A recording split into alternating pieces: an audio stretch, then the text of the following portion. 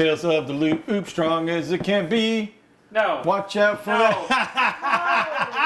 Ah, that's awesome. What are you talking about? It fits perfectly. No, it doesn't fit at all. How does George of the Jungle have anything to do with Tales Nothing, of the Loop? but it's the song goes right in perfectly. No. Oh, fine.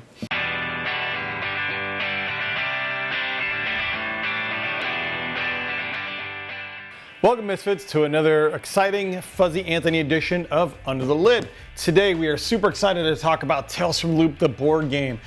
Thank you guys, it goes Free League. You guys are the best. They sent us a copy out here to go pop this sucker on open and have a good time with it, because we're gonna have a great time with this, and we're gonna tell you all about it as we go along. But first, we're gonna show you what's under the lid, because this game looks amazing. As people may or may not know, Tales from Loop is a property where basically it's set in sci-fi 80s land, and all kinds of stuff is going wrong, and portals are opening, and you know, all that good stuff. But I won't get into that so much as what's under the lid.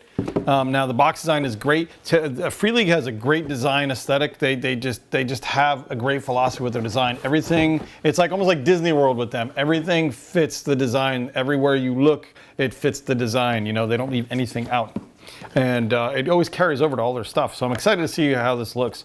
We have our Tales from Loop the board game book. Oh yeah, got nice. Well, again, with their aesthetics, it's got nice design aesthetics. It's got kind of an 80s look to it or whatever, with the color scheme and the text and everything else. These are your different, well, rules pretty much. Ruler of the Loop. They actually give you a background, which is actually cool. Has the 80s that never was. You know, the things are not quite as you remember them. The 80s of this game are filled with strange technology and top secret government projects. So think like Stranger Things on a larger scale. They have large particle accelerators in Sweden and US are still active, and basically probably causing problems because, you know, we're living in an alternate reality from last, you know, particle reactor, right guys? Of course. Berenstain, one of those. Anyway, so this is actually gives you a nice background to your actual game, which is not something you usually see in games. I mean, some games will go deep into it, but not very often. So that's actually really cool. They give you background, like theming, you know, to it. I think that's actually really cool. It really helps. It really didn't see the show. Yeah. Well, I mean, again, when you play a game and you're like, well, they give you maybe a blurb that you don't bother reading. And like, if you really want to get into it, and this game is a very co-op, heavy mission-themed game, so you're supposed to kind of get into it. But we won't get into that. That'll be another video. So this is going to be your quick sheets. I love quick sheets. I'm a big fan of those, especially as a DM. You know, quick sheets are God. You have tokens and cardboard. You have different automatons and things like that, animals, people, and dials. Oh, check this out. So you have some of your characters that you play in the game. Very cool looking 80s-ish. That's how I looked in the 80s, totally. That's me right there, see? That's totally me. And I believe it. I mean, yeah, you could probably believe it.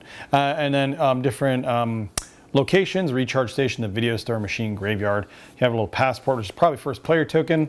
And then, oh, cardboard that falls out, because as anything, I will start punching it out willy-nilly.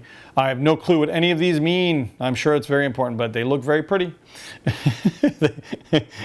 Looks like you have upgrades maybe here, and just different icons maybe for different conditions, things like that.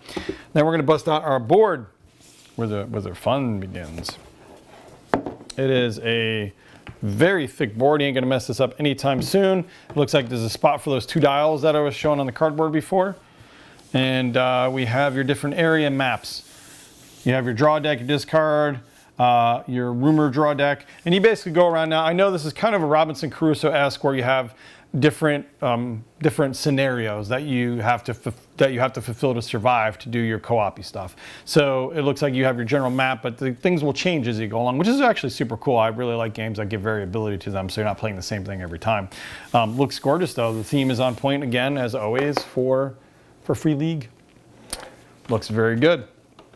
Now we're gonna get into this tub over here. It's like a whole thing. Woo! All right. So we got cubes.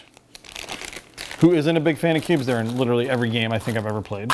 Cubes, orange cubes. I like the pretty orange cubes. Kudos to the orange. I love orange. We have, oh, I'm getting to the minis too early. So we have different machines that they have minis to. You have your Parhoofer, A and B 110, Watchdogs, and AMAT 2. That looks really cool. I dig that one a lot. Looks super cool. You have your minis. I'm gonna get to those last because I'm a mini whore and I gotta savor that part. You have your different characters. Lena, the popular girl, the computer geek, the weirdo, Stefan, the jock, Veronica, the metalhead, the bookworm, the hick, and the troublemaker. So basically the Breakfast Club, I think, in game form, more or less. Am I right? Does that cover everybody in the Breakfast Club? I don't think they had a pick per se, but I mean, you know. yeah. I mean, you could throw in a Florida hick. It doesn't matter. We're from Florida. We can say that. Shermer, Illinois doesn't have a lot of hicks. Yeah, that's true. That is true. Dice, which are very pretty. They kind of have cool looking iconography. It's got like a diamond ring and something for the 6. Looks kind of cool. Probably means something else. I have a couple little stickers here, which I'm sure you stick on something. I just don't know what. As far as I know, there are no legacy components. And then you have your different decks here. You have Love is in the Air. You keep thinking of Robin in 6B. Every round you spend your first something walking Robin home to Morby, place a counter on this card. So look, you have high school romances to go through as well. That's what I want to do again, right? High school romance and giant mechs. Giant mechs, yeah, I mean really you can't go wrong. Oh look, walk backwards actually has, it's backwards on there. Did he really say that you could get your husband back by walking backwards? Help the old woman to accept that her husband is never coming back. Oh, that's very sad.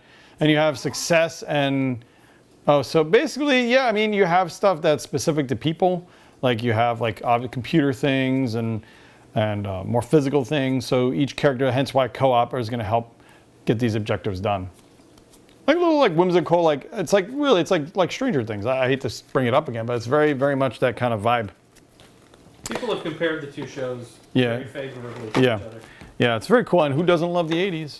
I think everybody loved the 80s? Yeah, pretty much everybody loved the 80s. Last I checked. So much better in retrospect. I know, it is.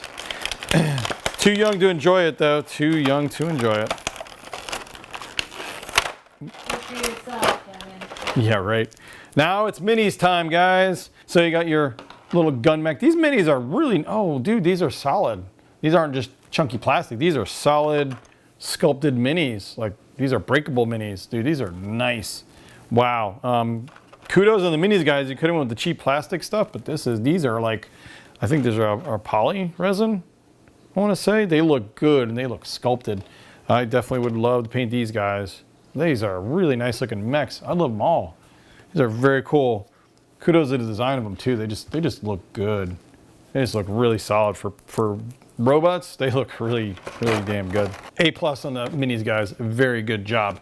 This game looks great, guys. And I mean, just by looking at it from what it is, I mean, I can recommend this game already. It just looks great. Thanks again, guys. It's been another Under the Lid. Appreciate you watching, guys. And don't forget to like, subscribe. We really appreciate all the views you got coming in. And we hope you enjoy all our content. So don't forget to check out some of our other stuff. We got reviews going now as well. So we hope you enjoy all that, guys. Take care and game on.